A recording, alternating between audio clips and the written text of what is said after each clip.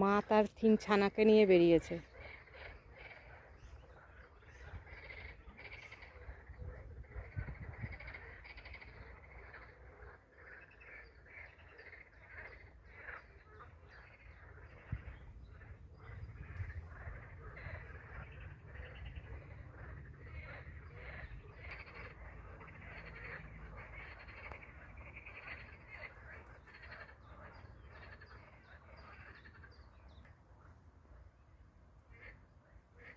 ওই এখানে দূরে আবার তার সঙ্গী আর একটু দূরে আছে।